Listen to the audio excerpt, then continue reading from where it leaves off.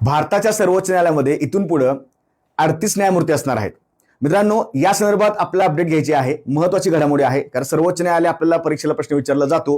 तर लक्षात ठेवायचं आहे, सर्वोच्च न्यायालयामध्ये न्यायाधीशांची संख्या वाढलेली आहे. सुरुवातीला किती होती, आता किती झालेली आहे, आपण थोडक्यात बघूया. सर्वोच्च न्यायालयामधील नवीन न्यायाधीश संख्या लक्षात ठेवायचं मित्रांनो, तर राष्ट्रपतींनी मध्यंतरी या संदर्भात न्यायाधीशांची संख्या वाढण्यासाठी एक अध्यादेश पारित केला होता आणि त्यामुळे ही संख्या वाढलेली आहे. तर लक्षात ठेवायचं 37+1. आता आपण सकाळ लिहितो, तर हा एक व्यक्ती म्हणजेच कोण, तर भारताचे सरन्यायाधीश. बरोबर, म्हणजे एकूण सध्या 38 न्यायाधीश असणार आहेत.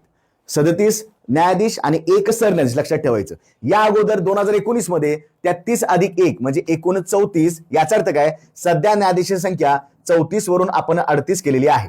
मूळ घटनेमध्ये पाहायला गेलं तर 7+1 म्हणजे एकूण 8 न्यायाधीश होते. आणि याआधी जो अधिकार आहे, लक्षात ठेवायचं, परीक्षेला सुद्धा प्रश्न विचारला जाईल की न्यायमूर्तीची संख्या वाढवण्याचा अधिकार कुणाचा आहे, तर तो संसदेचा अधिकार आहे. ते सुद्धा साध्या बहुमतानं तुम्हाला विधेयक पारित करावं लागतं, लक्षात ठेवायचं. आणि कलम 124 मध्ये ही तरतूद सुद्धा केलेली आहे सुप्रीम कोर्ट बद्दल, सर्वोच्च न्यायालयाबद्दल, लक्षात ठेवायचं. आता आपण काही महत्त्वाच्या अजून काही गोष्टी बघूया.